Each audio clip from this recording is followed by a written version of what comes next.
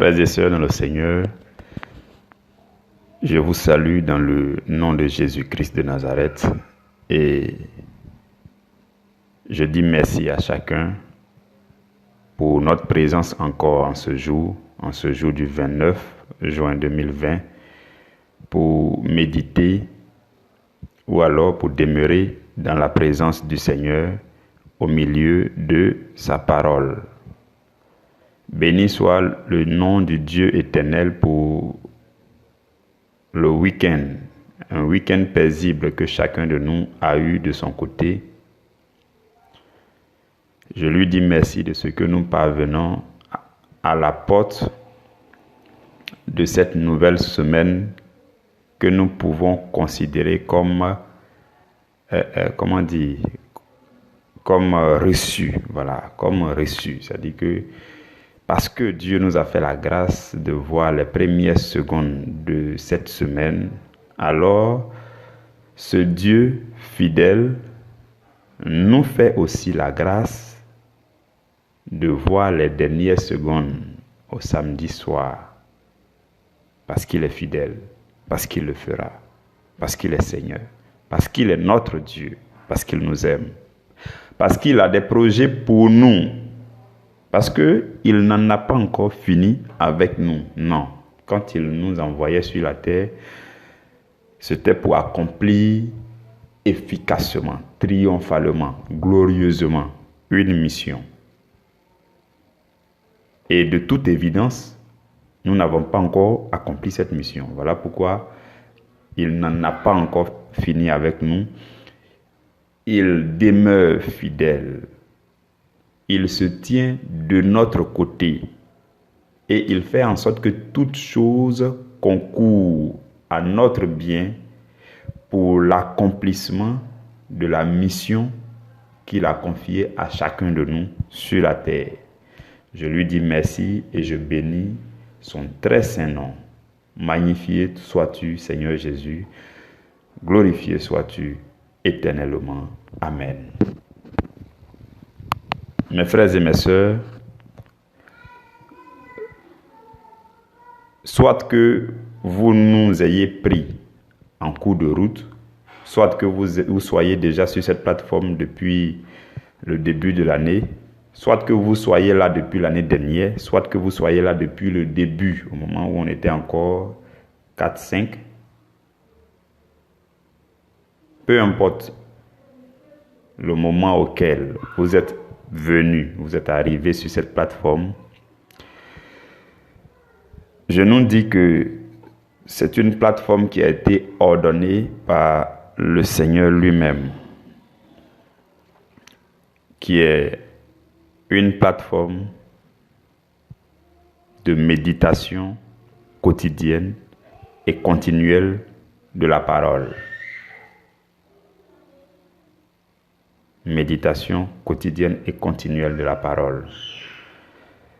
Et depuis que nous avons commencé, le Seigneur n'a cessé d'être fidèle. Il n'a cessé de nous assister par son Esprit Saint. Il n'a cessé de nous révéler sa parole dans sa richesse. Il n'a cessé donc de nous enrichir, chacun de nous. Je bénis vraiment son Saint-Nom. Et ce qui se passe de façon générale, c'est que ce sont des saisons d'enseignement. Ce sont des saisons d'enseignement.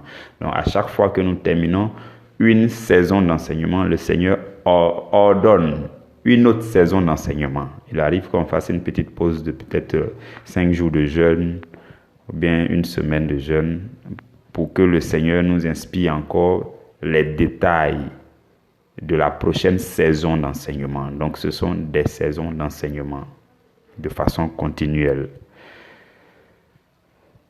Et ce sont aussi des enseignements d'environ, au maximum, 32-33 minutes par jour. Je bénis le nom du Seigneur parce que ce n'est pas du tout de la force de quelqu'un. Ce n'est point de la capacité de quelqu'un.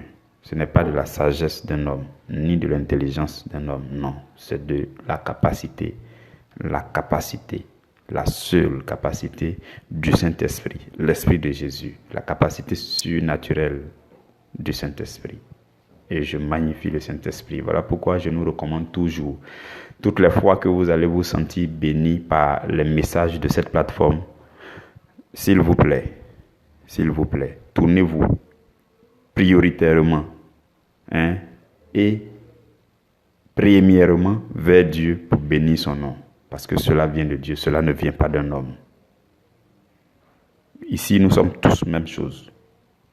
Inutile de dire à un homme ceci, cela, ou bien la reconnaissance, nous la devons à Dieu et non à un homme. Parce que moi, je fais partie de ceux qui croient que Dieu peut utiliser n'importe qui pour faire des exploits. Ah oui, je crois en cela fortement. Je fais partie de ceux-là qui croient que Dieu peut utiliser n'importe qui pour faire des exploits. Voilà pourquoi quand quelqu'un est utilisé, la Bible dit que c'est un trésor que Dieu met en des vases de terre que nous sommes. Donc, inutile de nous en glorifier. De sorte que toute la gloire, je dis bien toute la gloire, doit monter vers Dieu. Toute la gloire. Donc, je nous recommande, mes frères et mes sœurs, de faire monter vers Dieu toute la gloire si nous nous sentons enrichis, bénis par les enseignements d'ici. Que Dieu vous bénisse abondamment. Alors, nous sommes vers la fin du mois de juin. La saison d'enseignement qui est en cours, c'est une saison de 7 mois d'enseignement. 7 mois, qui a commencé depuis le début du mois d'avril et qui est en cours et qui va se poursuivre jusqu'à la fin du mois d'octobre. Ça fera 7 mois en tout. Et le thème général de cette saison d'enseignement, de ce grand séminaire-là, c'est l'amour divin. L'amour divin. Vous voyez, il est important de s'attarder sur l'amour divin. Il y a des thèmes, il y a des sujets centraux dans la Bible. Si vous et moi, nous sommes chrétiens, les premières choses à faire, c'est de nous attarder sur la compréhension des thèmes centraux de la Bible. Les sujets comme la foi, l'amour, l'espérance, vous voyez. Il est important pour le chrétien de comprendre ça jusqu'en profondeur. Je ne parle pas d'une compréhension superficielle qu'on peut avoir souvent ou alors qu'on a souvent. Voilà pourquoi le Seigneur nous a ordonné de traiter chaque jour, le thème, le grand thème, l'amour divin. L'année dernière, nous avons fait la même chose. Mais je pense qu'on a fait la même chose pour la foi. L'année dernière, 2019, de avril jusqu'en octobre, on avait étudié la foi. Mais j'estime encore qu'on était à la surface. Le Seigneur est en train de m'inspirer une autre saison d'enseignement, saison niveau supérieur, sur la foi, pour que le chrétien que tu es reconnaisse ou alors découvre son autorité spirituelle sur chaque chose dans son environnement. Donc cette saison-là, je ne sais pas ça sera quand, mais je sens en moi que le Seigneur désire enseigner un niveau supérieur de la foi à ses enfants que vous et moi nous sommes. Donc la saison qui est en cours, c'est la saison d'enseignement sur l'amour divin. Et chaque mois, il y a un sujet que nous étudions. Chaque mois. Donc ça fait au total 7 sujets. Et dans chaque mois, chaque semaine a son thème. Et dans chaque semaine, chaque jour a son sous-thème que nous méditons. On appelle le pain de la première heure ou alors ton pain de la première heure. Donc c'est comme ça que ça fonctionne. Alors, pour cette saison qui est en cours sur l'amour divin, quand nous avons commencé au mois d'avril, nous avons parlé de connaître l'amour de Dieu. Donc le sujet du mois d'avril, le sujet que nous avons médité chaque jour du mois d'avril, c'était connaître l'amour de Dieu. Parce que qui veut parler de l'amour divin doit chercher d'abord à connaître ce que c'est que l'amour de Dieu. Et là, tout au long de ce mois-là, nous avons découvert beaucoup de merveilles. Nous avons découvert comment Dieu a manifesté son amour depuis la création jusqu'à maintenant. Comment même Dieu a manifesté l'amour envers la création, les autres créatures, et plus particulièrement l'amour que Dieu manifeste envers l'espèce humaine. Et comment est-ce que Dieu a manifesté cet amour à travers les âges, au temps d'Abraham, avant Abraham, au temps de Noé, après Abraham, au temps de Isaac, au temps de Jacob, jusqu'à Moïse, ainsi de suite. Et comment est-ce que tout cela est arrivé à la nouvelle alliance, et comment est-ce que Dieu maintenant a manifesté son amour en Jésus-Christ. Et vers la fin, nous avons découvert que en fait, l'amour de Dieu, la manifestation palpable, touchable, réelle de l'amour de Dieu, c'était Jésus-Christ de Nazareth. C'était magnifique durant le mois d'avril. Voilà pourquoi, quand nous avons commencé le mois de mai, nous avons commencé à étudier le sujet qui est épouser l'amour de Dieu. Donc, puisque nous avons découvert l'amour de Dieu, à la fin du mois d'avril, nous avons découvert que l'amour de Dieu est concentré en une seule personne qu'on appelle Jésus. Vous ne pouvez pas mettre Jésus ailleurs et mettre l'amour de Dieu ailleurs. Vous ne pouvez pas laisser Jésus de côté pour aller trouver l'amour de Dieu ailleurs. Voilà pourquoi des gens se fatiguent dans d'autres religions. Ils vont prier sur la tête, sur le front, sur le dos, sur le côté. Ils vont nager. Ils vont faire des pratiques bizarres. Ils cherchent Dieu. Leurs âmes ont soif de Dieu. Et dès qu'ils découvrent que, en fait, le Dieu qu'ils cherchent est concentré en Jésus-Christ et qu'ils découvrent Jésus, ils sont comblés. C'est cela. Et donc, nous, ayant découvert ça, nous avons, durant tout le mois de mai, nous avons décidé d'étudier ou alors d'épouser l'amour de Dieu. Et nous avons travaillé là-dessus, nous avons médité comment épouser l'amour de Dieu, comment épouser Christ, comment manifester l'amour de Jésus, l'amour de Dieu qui était en Christ, tout ça, que Christ a transféré à nous. Voilà pourquoi ce mois de juin qui est en train de finir, quand nous avons commencé le mois de juin, nous avons décidé de manifester l'amour de Dieu qui a transité, qui est passé par Jésus, qui est arrivé à nous là. Ce même amour-là, nous devons le manifester pour Dieu. Vous voyez, donc l'amour pour Dieu. Donc c'est tout ce que nous avons étudié tout au long de ce mois de juin. Manifester l'amour pour Dieu. Et je vais m'attarder un peu sur le mois de juin. À la première semaine, notre thème c'était la crainte de l'Éternel. Durant cette semaine, nous avons parlé globalement de la crainte de l'Éternel. Nous avons parlé de la crainte de la grandeur de Dieu. Et nous avons dit que tout ce qui existe, tout ce qui vit et respire et existe, est au courant de la grandeur de Dieu, à travers les œuvres de Dieu. Voilà pourquoi, sans même parler à quelqu'un, il va commencer à craindre la grandeur d'un Dieu invisible et qui est créateur de toutes choses. Donc on a parlé de la crainte de la grandeur de Dieu. Ensuite, nous avons parlé de la crainte du jugement de Dieu. Nous avons dit que le Dieu aussi est un Dieu de jugement parce que quelque chose qu'on appelle le péché, qu'on appelle les transgressions, c'est ça qui vient créer une séparation entre nous et Dieu. Et c'est ça en fait le jugement. Le véritable jugement, c'est ça. Je ne sais pas quelle est votre conception du mot jugement, mais le véritable jugement de Dieu, c'est la séparation de l'homme d'avec Dieu. Et ce jugement de Dieu-là, ça vient du fait que Dieu, il est saint. Et que quand une impureté est en vous, vous ne pouvez pas être dans la présence de Dieu. Donc, à cause de cette impureté, il y a une séparation qui se crée tout de suite entre vous et Dieu. Et vous êtes séparés de Dieu. Quand vous êtes séparés de Dieu, c'est ça le jugement de Dieu. Et la partie qui fait mal, c'est que quand vous êtes séparés de Dieu, vous êtes à la merci de Satan. Et Satan maintenant profite pour vous faire tout ce qui est mauvais. Voilà pourquoi on dit on subit le jugement. Le jugement véritable, c'est la séparation avec Dieu. Vous comprenez ces choses. Nous avons continué à méditer. Et nous avons dit qu'il fallait donc haïr le péché si donc nous craignons Dieu et que nous savons que le péché nous sépare de Dieu. Ça, c'est ça. C'est ça la réflexion suivante. On a dit, bon, ok, Dieu, il est grand, il est puissant, il est le Dieu de sagesse, il est le Dieu de jugement, il est le Dieu fort. Bon, ok, il peut nous écraser. Nous, on est faibles ici. Il peut nous écraser en 2 temps, 3 mouvements. Et on découvre que, en fait, ce qui fait qu'on peut être séparé de lui, c'est le péché. Ça veut dire que plus tu crains Dieu, plus tu dois haïr aussi le péché.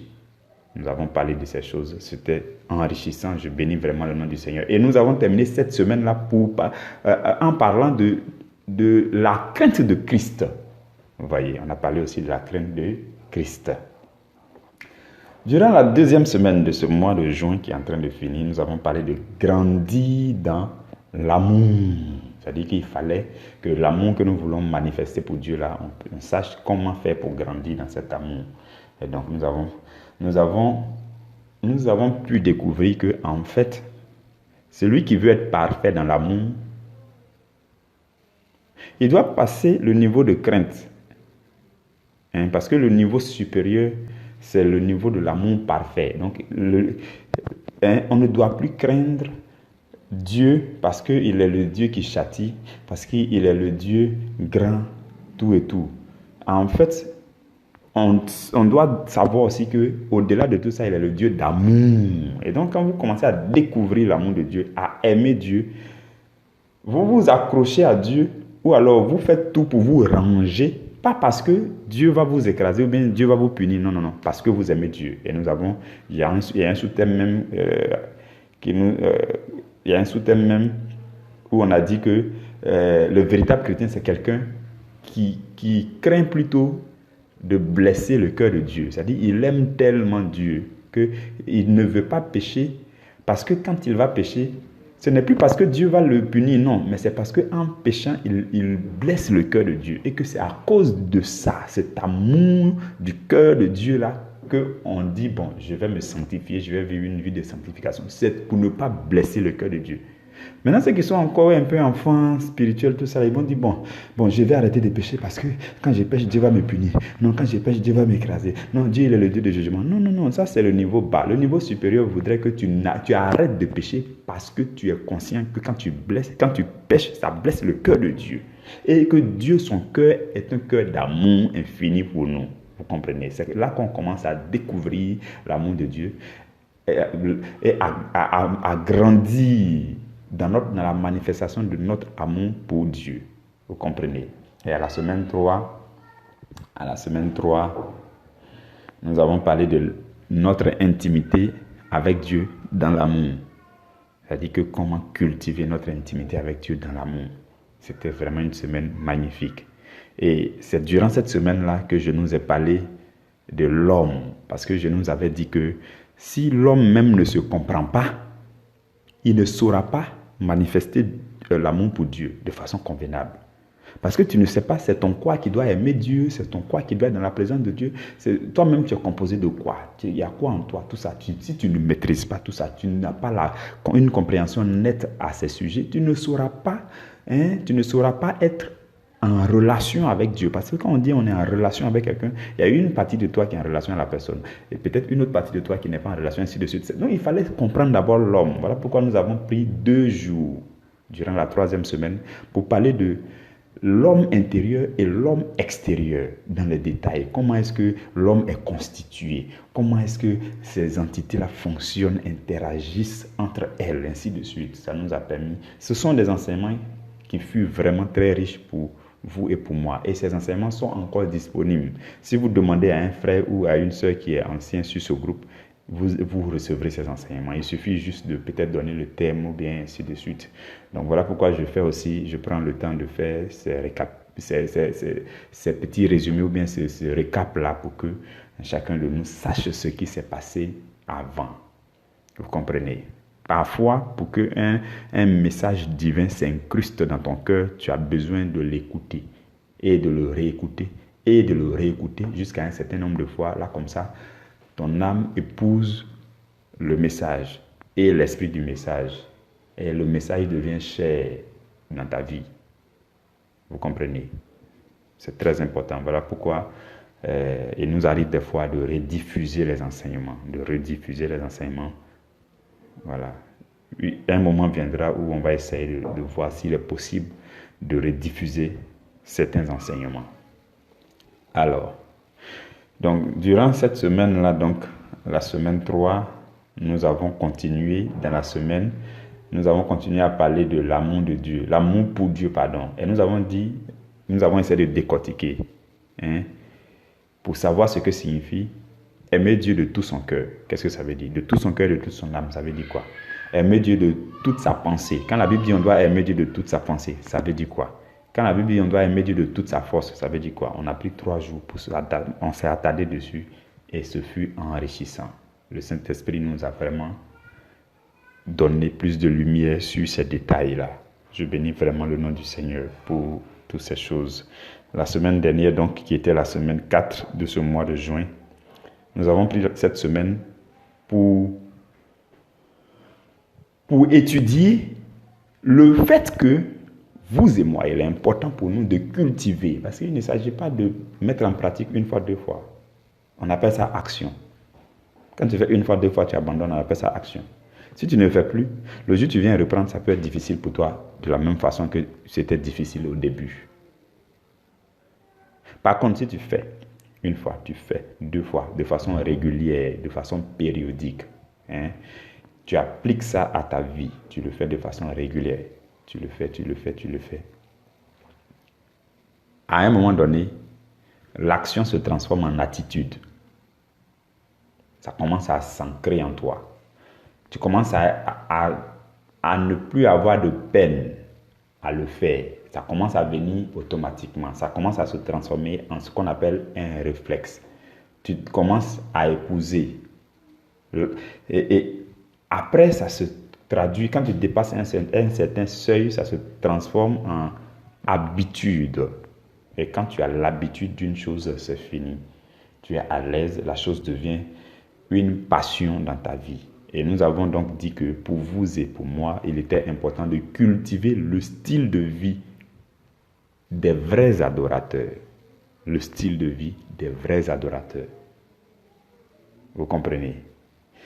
Nous avons commencé par mieux appréhender d'abord le mot adoration. C'est quoi adoration? Nous avons parlé de ça brièvement. Ensuite, quand on a commencé à bien entrer dans la semaine dernière, nous avons parlé du fait que c'est en fonction de la qualité de notre adoration que Dieu nous reçoit. En fonction de la qualité de notre adoration que Dieu nous reçoit. Par la suite, nous avons vu que nous avons commencé par voir les qualités du véritable adorateur.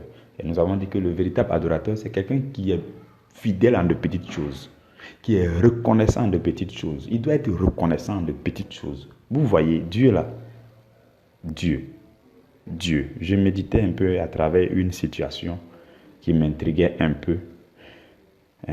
Je demandais à Dieu, mais pourquoi il en a été comme ça? Alors qu'on s'attendait à ce qu'il en soit comme si. Et c'est là qu'il va me faire comprendre que lui, quand il veut nous exaucer, là, il exauce toujours nos prières. Je vous dis, c'est la vérité. Dieu nous exauce toujours. Il suffit que vous ayez la foi en lui, que vous gardiez la foi. Dieu va toujours vous exaucer. Mais Dieu commence par nous exaucer dans un certain ordre. Il commence par te donner petit d'abord pour voir si, avec petit là, tu seras reconnaissant.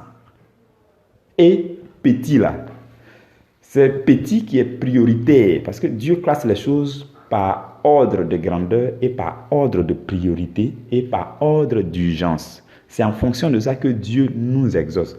Dieu nous exauce d'abord selon lui son ordre, c'est-à-dire que lui il définit son ordre. Alors que nous, quand vous avez demandé, comment dire, je vais prendre en termes de financier, si vous avez demandé, disons, 100 000 à Dieu, vous vous attendez que Dieu donne 100 000 là tout de suite. Maintenant, le lendemain, vous voyez que quelqu'un vient et vous donne 1000 francs. Dieu veut savoir si vous allez lui dire merci pour ces 1000 francs. Est-ce que vous allez être reconnaissant avec le cœur? Est-ce que votre reconnaissance là, vous allez marquer une pause pour dire Seigneur, je te dis merci. C'est vrai, il n'a pas reçu les 100 000 là encore, mais les 1000 francs qui sont venus de façon miraculeuse, je reconnais que ça vient de toi, je te dis merci. C'est comme ça que Dieu fait les choses, mes frères et mes sœurs. C'est comme ça. Si vous ne connaissez pas Dieu, connaissez-le comme ça aujourd'hui. Et souvent, il fait les choses, il nous exauce en commençant peut-être à traiter notre cœur. Parce que lui, Lui, c'est un Dieu que vous voyez là. Il est trop... Non, je ne sais pas quel mot je vais prendre pour... Il est trop ingénieux, il est trop presséant. Donc, il fait les choses, il commence par les priorités. Peut-être même que toi, tu demandes telle chose à Dieu. Lui, il voit d'abord que ton cœur n'est pas attaché à lui. Il va traiter ce cas-là d'abord. Il va bien toucher ton cœur d'abord. Il va traiter, il va te serrer certains boulons quelque part là-bas d'abord. C'est ça qui l'intéresse prioritairement. Toi, tu t'attends à ce qui t'exauce, ce que tu as demandé là, vite, vite. Non, il commence quelque part. Donc, quand il fait ça, il sait un boulon, il sait deux boulons. Il dit OK au suivant.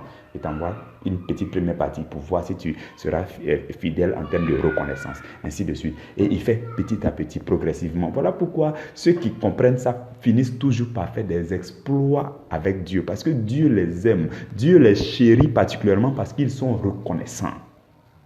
Vous comprenez? Quand j'ai compris ça, j'ai dit Seigneur, vraiment tu es merveilleux. C'est pour ça que la Bible dit tout ce que Dieu fait est bon. Tout ce que Dieu fait est bon. Vous comprenez mes frères et mes sœurs? Donc, nous avons vu ce sujet-là, c'était magnifique. Par la suite, nous avons vu aussi que le véritable adorateur doit savoir choisir le meilleur de lui-même qu'il doit offrir à Dieu. Ça veut dire quoi? À chaque instant de ta vie et dans chaque aspect de ta vie, tu dois choisir le meilleur de toi-même pour donner à Dieu. Nous avons cité plein d'exemples. Je crois que notre sœur Isabelle est revenue dessus. Elle a fait un petit résumé. Mes frères et mes sœurs, sur ce groupe-là, c'est ce qu'on doit faire. Les messages qui sont enseignés. Si vous avez un petit commentaire, vous faites un petit audio par rapport à l'enseignement pour commenter, pour dire voilà ce que j'ai retenu, voilà ce qui m'a marqué, voilà ce qui m'a touché, voilà tel verset qui m'a touché. C'est ça qu'on est venu faire sur ce groupe. Voilà pourquoi j'ai dit, et je le répète, je reviendrai dessus de façon bien formelle. Quand vous prenez vos vidéos ailleurs et puis vous balancez dans tous les groupes là, ne mettez pas sur ce groupe là aussi. Quand vous prenez les audios, peu importe, même si c'est le pape qui a parlé, il ne faut pas venir mettre ça sur ce groupe. Il faut envoyer ça à chacun en inbox. Je trouve que en griffe, c'est paresseux de balancer quelque chose dans chaque groupe comme ça. Et puis tu balances dans chaque groupe, tu passes. Non. Si ça t'intéresse, que tu veux que les frères puissent lire, là, tu vas dans l'inbox de chacun, tu envoies, tiens, toi tu dis, tiens, toi tiens, toi tiens, toi tiens, toi tiens, toi tiens. Et eux, ils vont réagir et vous allez causer. Et vous allez fraterniser, vous allez vous connaître. Ne prenez pas quelque chose pour venir balancer. Vous ne pouvez pas prendre prédication d'un autre homme de Dieu pour venir balancer ici. Ça ne se fait pas. Si ça vous a touché là, envoyez à quelqu'un en inbox. Et je nous avais déjà dit aussi, dès le départ, je nous ai dit, ne prenez pas les enseignements d'ici là, ne prenez pas pour balancer dans les groupes. Donnez ça, si vous avez écouté, que ça vous a transformé, que ça vous a touché là, c'est là même que vous pouvez partager. Ne partagez pas si ça ne vous a pas touché. Oui, ça je suis formel là-dessus. Ne partagez aucun enseignement d'ici si ça ne vous a pas touché. Maintenant, si ça vous a touché, que vous voulez partager, ne jetez pas dans les groupes. C'est-à-dire tu prends, tu balances là, tu jettes là. Non, ne faites pas ça. Rentrez dans le groupe, rentrez dans la liste des membres. Choisissez un à un. Vous pouvez faire une liste de diffusion et puis vous envoyez, chacun reçoit chez lui. Ça, c'est ça qu'on appelle, je ne sais pas comment dire, c'est plus pragmatique, c'est plus... c'est le contact, c'est le corps à corps, c'est le plus fraternel, c'est plus direct. Quand c'est comme ça, c'est bon. On sent que ce que tu as partagé là, toi-même, c'était, comment dire, ça te tenait à cœur de partager. Tu ne vas pas prendre pour jeter comme ça, tu balances dans tel groupe, tu jettes dans tel groupe au passage, alors que tu ne sais même pas ce qui se passe sur le groupe. Souvent même, on donne les informations dans les pains ici, tu n'es même pas au courant, tu ne sais pas ce qui se passe. Et toi, peut-être tu rentres dans les groupes juste pour faire du buzz. Ce n'est pas comme ça ici, mes frères et mes soeurs. Voilà pourquoi je m'efforce de nous faire comprendre. Je reviens sur ces informations peut-être une fois par mois seulement parce que je n'ai rien contre quelqu'un. Au contraire, je veux que tout le monde, nous tous, on puisse nous accrocher à Jésus et à ce que Jésus a ordonné de faire sur ce groupe. Jésus n'a pas ordonné de prendre une vidéo sur YouTube pour venir mettre ici. Ce n'est pas ce qu'il a dit. Pour ici, là, ce n'est pas ce qu'il a dit. Il n'a pas ordonné de prendre audio d'un prédicateur là-bas pour venir mettre ici. Ce n'est pas ce qu'il a dit. L'église où vous partez là, vous en tant que fidèle, est-ce que vous avez déjà invité un homme de Dieu et puis un dimanche matin vous venez et puis vous dites, bon, notre pasteur aujourd'hui là, c'est pas toi qui prêches, il faut quitter là. J'ai envoyé un autre homme de Dieu, il va prêcher pour nous. Est-ce que vous avez déjà fait ça? C'est la même chose que de prendre prédication d'un autre homme de Dieu et puis venir déposer sur ce groupe là. Ce n'est pas ce que Dieu a donné. Nous évoluons dans un esprit ici. Et c'est selon cet esprit que nous devons évoluer. Nous devons rester sur ce que Dieu nous a ordonné. Souvent, les gens sortent de la route. Ils sortent du chemin que Dieu leur a indiqué parce qu'ils pensent qu'il y a des choses qui sont bonnes, donc il faut faire. Non, non, non, non, non. Si tu fais ce qui est bien, que Dieu n'a pas commandé, Dieu n'est pas avec toi. Notre objectif ici, c'est de faire ce que Dieu a commandé. C'est de faire la volonté parfaite de Dieu. Il y a la volonté imparfaite de Dieu. Ce n'est pas ce que nous on veut faire ici. Vous comprenez? Donc, comme je l'ai dit, je suis revenu juste là-dessus pour que les uns et les autres comprennent l'idée, pour que les uns et les autres comprennent qu'ici, on est venu pour faire vraiment du sérieux. C'est vrai que les groupes WhatsApp, les réseaux sociaux sont faits pour vous divertir, mais non, ce n'est pas tous les réseaux sociaux qui sont faits pour divertir les gens. Ce réseau social-là, c'est fait pour divertir vos âmes. Le cœur de vos cœurs, l'amour, le traitement. C'est pour ça qu'au début, j'ai dit que ce qui se passe ici, cet enseignement-là, ou bien ce séminaire-là, c'est comme une campagne de soins spirituels. Nous venons ici pour recevoir des soins spirituels chaque jour, pour que Dieu traite une partie de vos cœurs. S'il y avait la rancune ici, s'il y avait la haine ici, c'est pour ça qu'on est ici. Et nous le faisons avec beaucoup de soins. Je bénis vraiment Dieu pour la vie de chacun, mes frères et mes sœurs. Donc cette semaine, la semaine dernière, s'est terminée de cette façon. Et j'ai pris aujourd'hui pour faire les rappels. Demain, nous allons prier pour consacrer le nouveau mois au Seigneur. Et je nous donne déjà le thème du nouveau mois qui a déjà été communiqué dans le programme de la semaine. C'est manifester l'amour pour les hommes. Donc le mois de juillet, le sujet, c'est manifester l'amour pour les hommes. Nous allons voir en détail, pas à pas. Chaque semaine aura son thème et chaque jour aura son sous-thème. Nous allons méditer dans le Seigneur. Et quand nous allons finir avec le mois de juillet, au mois d'août, nous allons parler de l'amour pour l'appel. Comment manifester l'amour pour votre appel? L'appel, est-ce que Dieu vous a appelé? Comment est-ce que vous devez aimer votre appel? Nous allons parler de ces détails-là tout le mois d'août. Et le mois de septembre, nous allons parler de l'amour humain contre l'amour divin.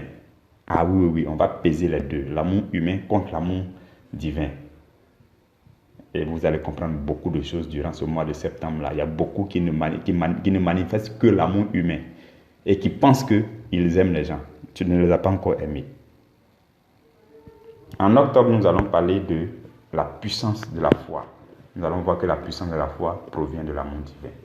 Que Dieu vous bénisse, mes frères et mes sœurs. Restons connectés. Nous allons jusqu'à fin octobre. Restons connectés. Invitez vos frères et sœurs. Partagez les pains qui vous ont touché. Partagez aux autres. Si ça ne vous a pas touché, ne partagez pas. Si ça vous a touché, ne retenez pas. Partagez à tout le monde. Que Dieu vous bénisse abondamment. Rendez-vous demain à la première heure. Amen.